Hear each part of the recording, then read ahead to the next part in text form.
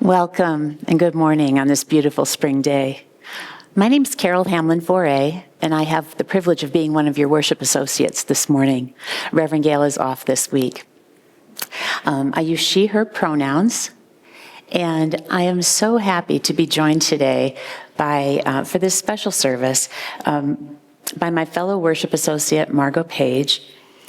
Today's service, titled The Mystery in Our Relationship to Stones, it continues our theme of imagination, and it was created by Jill Cowley and Gwen Pincombe. They got this idea, it arose out of the Creativity Matters and Mystics groups that they've participated in here at UU Santa Fe. Gwen lives in Montana, but she's created a video homily that we'll be sharing with you later in the service. And unfortunately, Jill is not feeling 100% today, so she will not be joining us. And again, Margot has agreed to step in for her. We're grateful this morning to be joined by our musical director, Lydia Madrick. Brian Fredrickson led us in our yoga this morning before the service. We're grateful to our office staff, our greeters, our hospitality team, our safety team in the parking lot, and all the other people who make these services possible for you, both here and those of you watching at home. I'd like to give a special shout out this week to our audiovisual team, Michael, James, John, and Jim. They have been troubleshooting around the clock this week, trying to get our projector working, and because Gwen's portion of the service is going to be projected, that was kind of a big deal. So guys, you're rock stars. Thank you so much. We also have special musical guests today. We have violinist Soshi and her teacher, Margaret Carpenter, who will be joining us. So it should be a great day. Now, in thinking about stones, I just have a quick question. Do any of you have stones or rocks in your houses? I thought so. All right. Good morning. Our opening words this morning are called To Renew the Spark of Imagination by Reverend Michelle Collins. Here we are together, bearers of imagination, creators of new worlds. It is our imagination that lifts us beyond despair, that whispers, "What if?" and dares us to answer. Today we gather to renew that spark, to embrace the power to dream. Come, let us imagine boldly and worship together. All right. As we light our chalice here, we invite those of you watching at home to kindle your chalices as well. Our chalice lighting words today are from Mary Oliver. Do stones feel? This is from Blue Horses. Do stones feel? Do they love their life? Or does their patience drown out everything else? When I walk on the beach, I gather a few, white ones, dark ones, the multiple colors. Don't worry, I say, I'll bring you back. And I do. Is the tree as it rises delighted with its many branches, each one like a poem? Are the clouds glad to unburden their bundles of rain? Most of the world says no, it's not possible. I refuse to think to such a conclusion. Too terrible it would be to be wrong. Inspired by Mary's words, we light our chalice for imagination and possibility.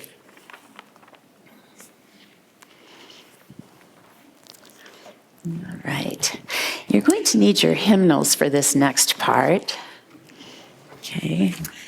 And you'll turn, please, to the back to number 552, My Help is in the Mountain. It's a responsive reading by Nancy Wood. Carol will lead the west side, and you in the middle decide whether you're east or west. I will lead the east side in this reading. That was number 552.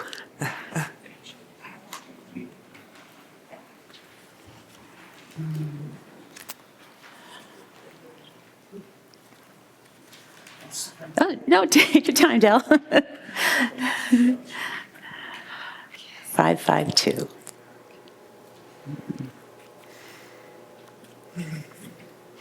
All right, let's start. My help is in the mountain, where I take myself to heal the earthly wounds that people give to me. I find a rock with sun on it, and a stream where the water runs gentle, and the trees which one by one give me company. So I must stay for a long time until I have grown from the rock. And the stream is running through me, and I cannot tell myself from one tall tree. Then I know that nothing touches me nor makes me run away. My help is in the mountain that I take away with me.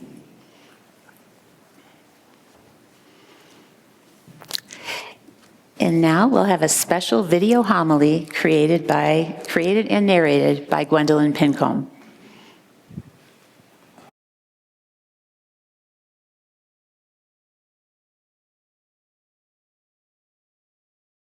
My name is Gwen Pincombe. I'm one of your UU Santa Fe long distance members. I'm joining you from my home in Helena, Montana. My pronouns are she and thon. The latter means that one. The photos compiled here are uncopyrighted or come from royalty-free sources, including the traveling cameras of our worship associates, Carol and Margot, or my own, plus a few deep dives into the no-charge storehouses of either Pixabay or Microsoft's Copilot and PowerPoint. I would like to cultivate our imagination with the richness and complexity, the beauty and durability in our relationships with the rocky earth, individually and collectively. It is my hope that you might encounter some feelings, thoughts, and inspiration about how rocks and stones have been important in human history and to you personally. The goal is to stimulate your musings about them in preparation for the second homily that Jill Cowley will be conducting in just a little bit. For starters, we are inviting both your imagination and your playfulness, if you so wished, to join us this morning, uniting our uniquely human creativities and connectedness to the great mystery that is life together on our planet.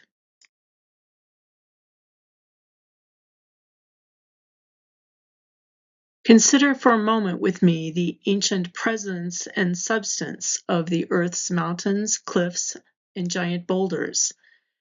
Examine the ways they adapt so very slowly to the forces of water, to temperature and wind, and to sudden unexpected shifts, which may be chaotic, even cataclysmic, in pressure, heat, or ice. Notice the actions and byproducts of countless plant and animal forms played out on their surfaces and deep within their cores. These most ancient ones remodel, divide, rise and fall, get moved about, or lodged into place, some hidden and others become landmarks.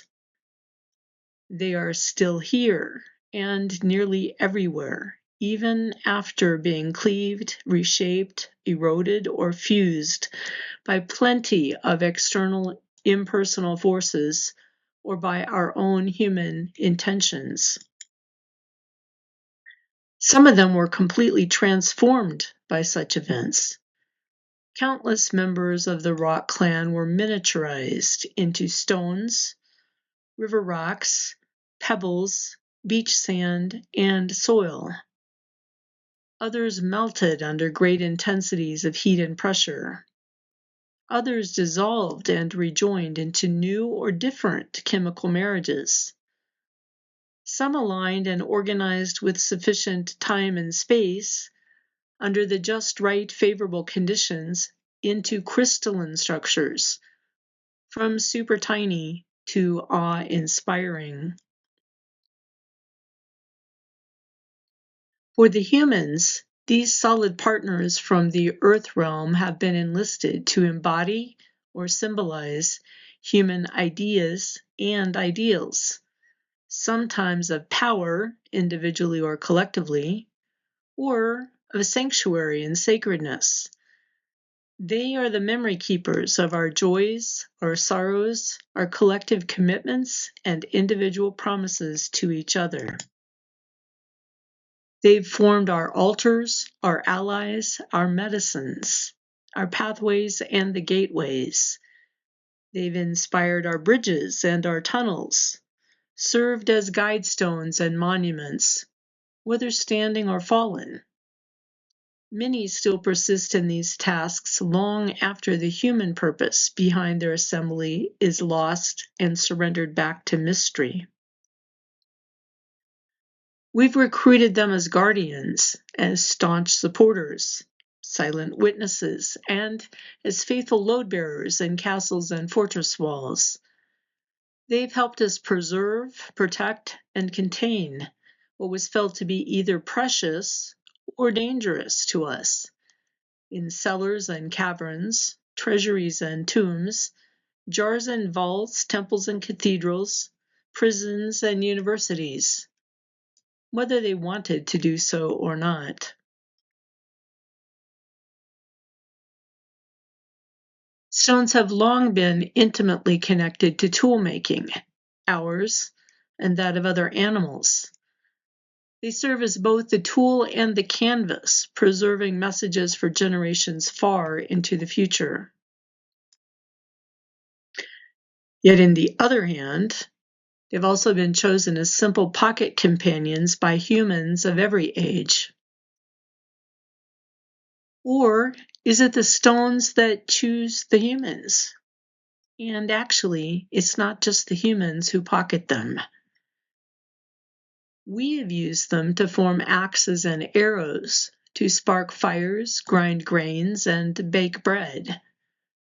Like the sea otters, we have used stones to crack open shells, or with our primate cousins, to open seeds, nuts, and fruits. We've mined, smelted, and extracted from them our copper, gold, silver, iron, and many other rocky treasures, eventually synthesizing some of these into entirely new creations, alloys like steel, brass, and pewter. We've made both instruments and ornaments for music and art, calculating and record keeping, healing and cooking, socializing, gift giving, peacemaking, peacekeeping. Sadly, too, we've sometimes made instruments for fighting, dominance, and war. Our power to choose between imagining and then creating beauty, healing, and stable kinships, rather than crafting harmful tools, has been an extremely challenging responsibility, one with which we obviously still struggle. Compared to our rocky partners, we are certainly the youngsters on the planet, with so much potential and so much to learn about how to dwell together, interconnected in mutual benefit. Nonetheless, we've borrowed from the rocks and crystals considerable knowledge about their innermost structures and the relationships between their mineral constituents that were once cloaked in mystery and magic to us. Awe and attraction to our rocky teachers is never fully exhausted, despite our progressively complex molecular and subatomic sciences, engineering, and technologies. These ancient ones have shown us their wonders of survival and steadfast resistance. Other times, they've taught us about disintegration and reorganization under what are considered by some observers to be great adversity and by others to be the just right favorable conditions. Among our benefits from this inheritance, we have learned to synthesize marble, gemstones, and even the highly refined crystals used in lasers and microchips, like rubies, sapphires, emeralds, and diamonds. At every stage of this evolution, we have always been, and will continue to be, profoundly interdependent with the rocky earth and all the life forms who share its gifts with us.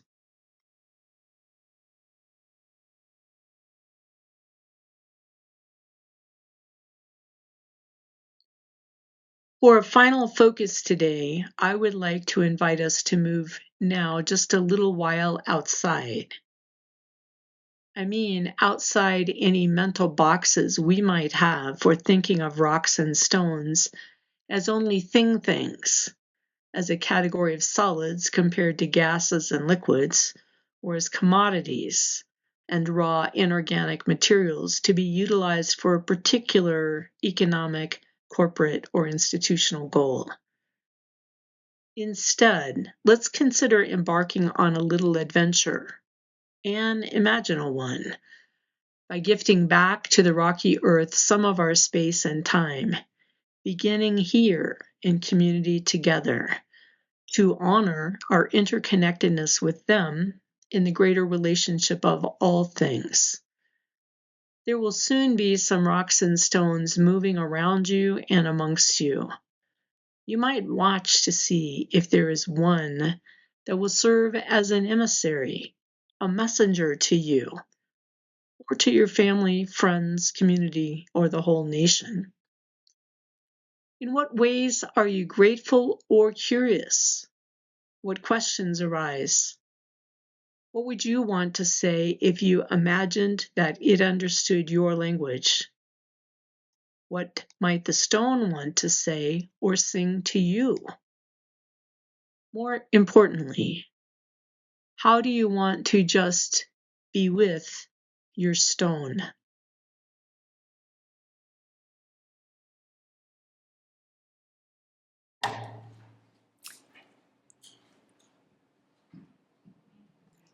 Thank you so much, Gwen. We really appreciate your creativity and dedication to the service.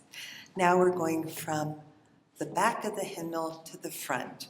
So our hymn is number 221, For the Beauty of the Earth. Oh, I'm sorry, 21. 21.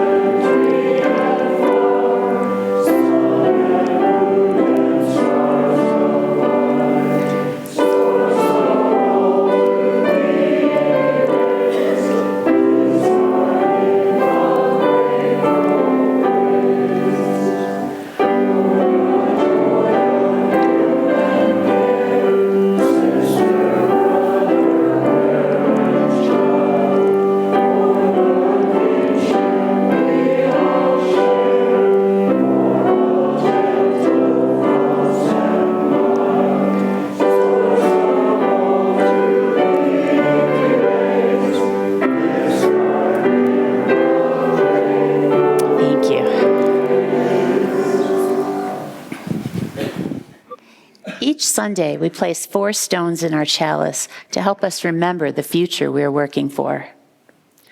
The mountain-shaped stone prompts us to imagine a world where this place where we gather, called in Tewa Ogapoge, is cared for joyfully by the descendants of its ancestral occupants, together with all those who have come to love it and dwell in it. The geode inspires us to imagine a world where peace is endemic and war is a thing from the distant past, understood as an acute and deplorable failure of the imagination. This ancient fossil-studded stone helps us imagine a world thriving in the midst of climate change, a world where human participation contributes to a biosphere that is vibrant, diverse, and deeply alive. May this stone, which is divided into 2 parts by a vein of quartz that actually holds it together, help us imagine a time when the differences between us are understood as boundaries that connect us. We honor these boundaries and our differences and use democratic processes to ensure that all of us thrive.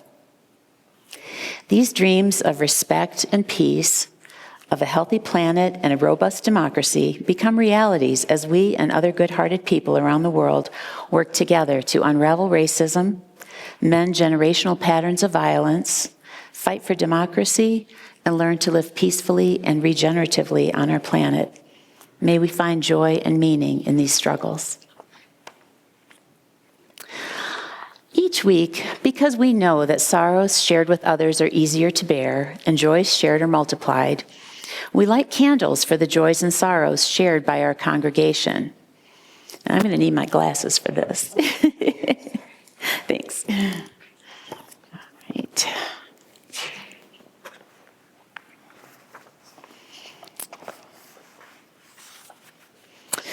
All right, we have a candle of concern. Terry Knickerbocker asks for candles of concern and support for one son diagnosed with pancreatic cancer, presently undergoing chemo, and another son awaiting a kidney transplant. Let's light a 3rd candle of care for Terry, who has been dealing with his own health issues recently. Cards and calls are welcome. This is from Reverend Gail at Adrian's request.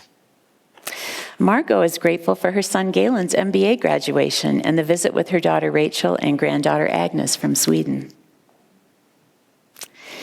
Happy 80 years to Susan. We are so lucky that you are ours. And that's signed Katie. Okay. We also have birthdays this week. Susan Yanda, Melinda Morrison, and Tensha Avila Friedenberg. I'm sorry if I mispronounced that, Tensha. A very happy birthday to each of you. Okay. We have a candle of concern from Mary Nykirk. I tripped and fell at the gym in the afternoon. Now I have a black eye and bruises. That night, my big old cat, 20 pounds, 14 years, Kobe, died in a fight. Sometimes life gives very large lemons, and she's still not ready to make lemonade. So please hold Mary in your thoughts. Right. One of the fantastic things about living here in Santa Fe is that we get visitors. And we have several with us this morning. If you're comfortable, wave so people know who you are. If not, they'll look for you after the service and at coffee and snack time. We have Roseanne Johnson visiting from Las Cruces. We have Liz from Santa Fe, Julie from Santa Fe, and Nancy and David visiting from Dallas. Welcome. We're so happy to have you with us this morning. All right. And if you would, Margot, would you please light a candle for the joys and concerns that are yet unspoken? Thank you. And now let's turn, if you need your hymnal for this one, hymn 123, Spirit of Life.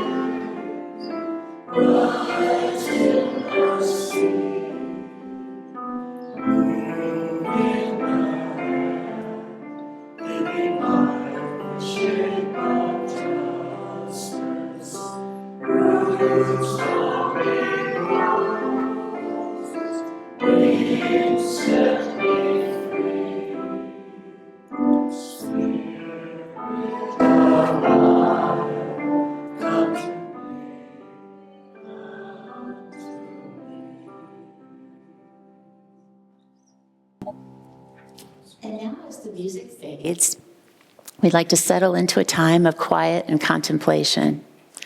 I invite you to close your eyes if that's comfortable for you. Take a breath, allow your body to relax. Breathe and let your thoughts drift. Breathe and let your heart soften and open. Become aware of the others sitting here with you. Watching with you from home. Breathe and feel yourself held in the affection and respect of this community. As we rest together in the silence, I'll offer you some words from Wendell Berry, and then we'll be following that with 30 seconds to a minute of silence, and then we'll have some lovely music. This is The Stones from Wendell Berry's book, Farming, a Handbook. I owned a slope full of stones. Like buried pianos, they lay in the ground, shards of old sea ledges, stumbling blocks where the earth caught and kept them, dark and old music mute in them, that my head keeps now that I have dug them out. I broke them where they slugged in the dark cells and lifted them up in pieces. As I piled them in the light, I began their music. I heard their old lime rouse and breath of song that has not left me. I gave pain and weariness to their bearing out. What bond have I made with the earth, having warned myself against it? It is a fatal singing I have carried with me out of that day. The stones have given me music that figures for me their holes in the earth and their long lying in them dark. They have taught me the weariness that loves the ground, and I must prepare a fitting silence. So, as we take a little bit of silence to contemplate the patience, music, and silence of stones before our music begins.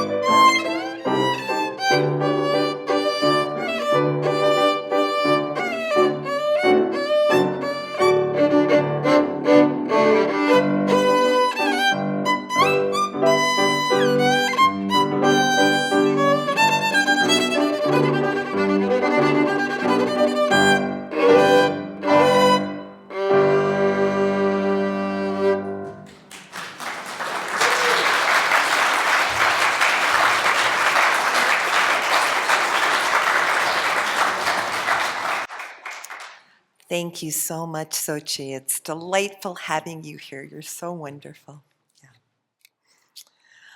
So our reading today is by Wendell Berry from the Book of Camp Branch. How much delight I've known in navigating down the flow by stepping stones, by sounding stones, by words that are stepping and sounding stones. Going down stone by stone, the song of the water changes, changing the way I walk, which changes my thought as I go. Stone to stone, the stream flows. Stone to stone, the walker goes. The words stand stone still until the flow moves them, changing the sound. A new word, a new place to step or stand.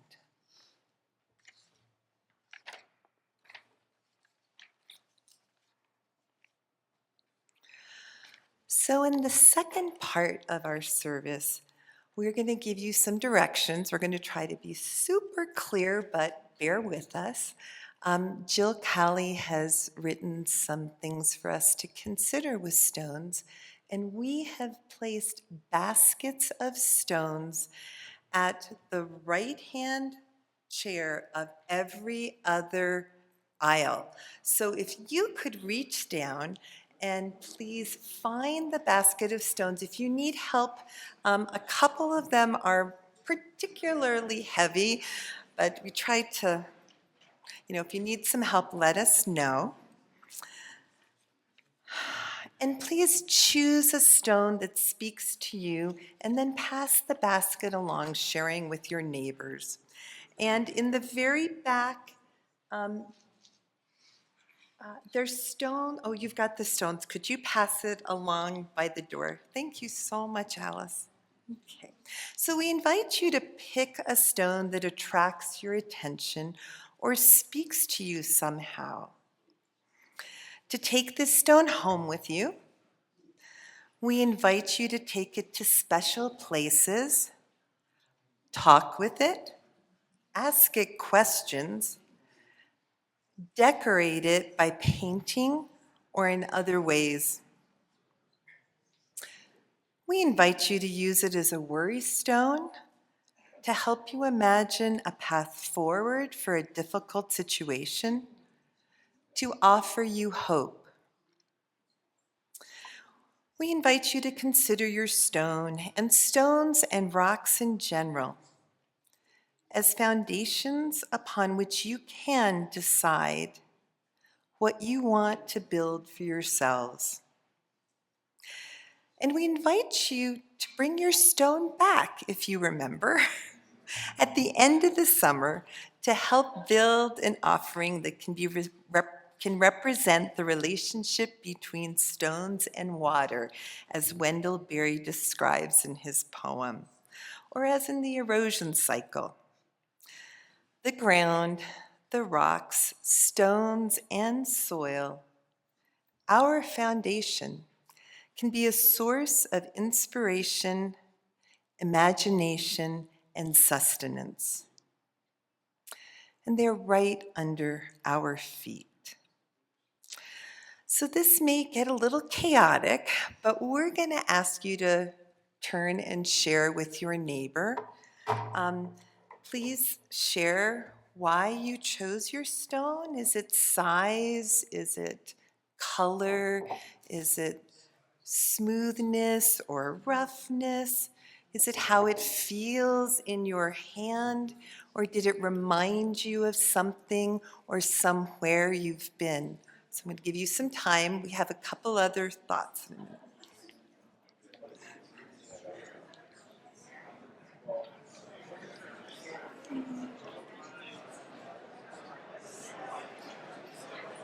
Just another idea. Share if you'd like to how stones and rocks are part of your life. So what do you do with stones? So another.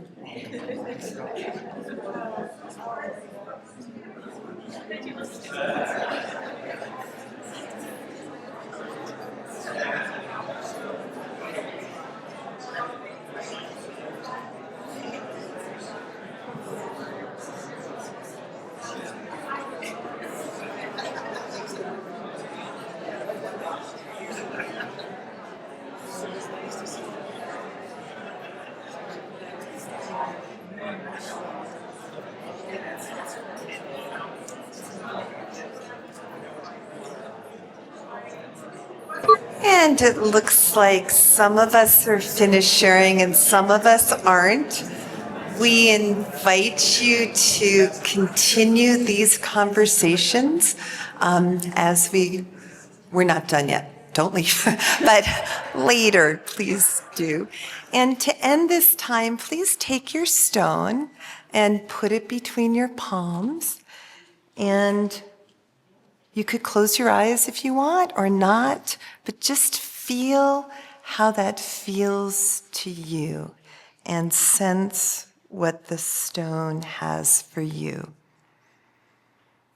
And we're going to take a breath in together and a breath out and another breath in and a breath out.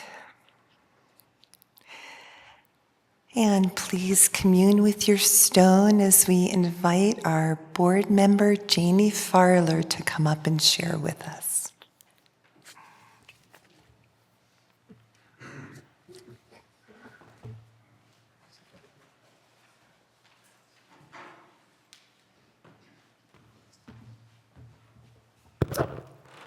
I'm not as tall as she is. Good morning. Thinking of imagination, who could have imagined that a young girl that young could play a violin like that? That just blew me away.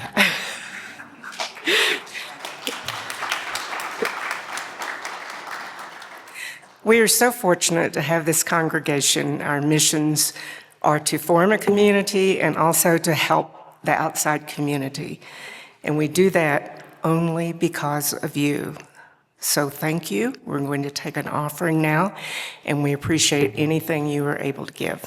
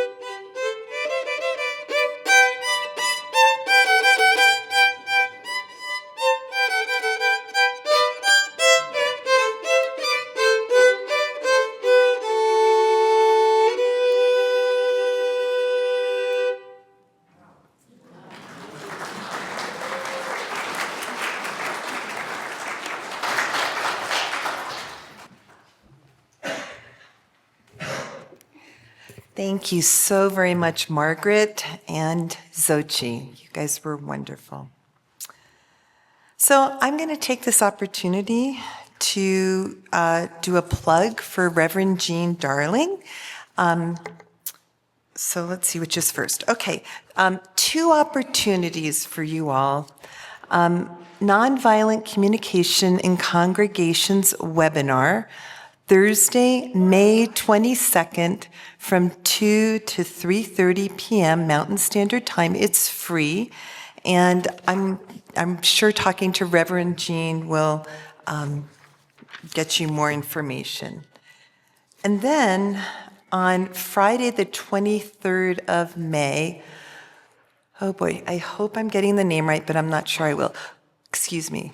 Kuhan Payak Mander speaks to Veterans for Peace, a nuclear abolition group, on the nuclear implications of mega-techno-fascism. And this is also online. Kuhan is a journalist who has written extensively about the military's destruction of the planet. So again, Reverend Jean will have more information for you on those.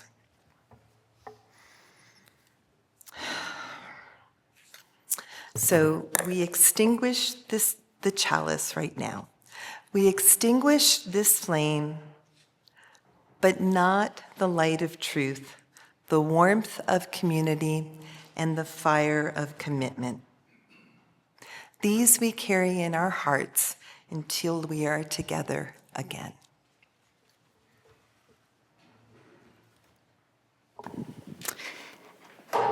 And now we'll do our hand-holding benediction. If you're able to stand, please do. Join hands with someone near you.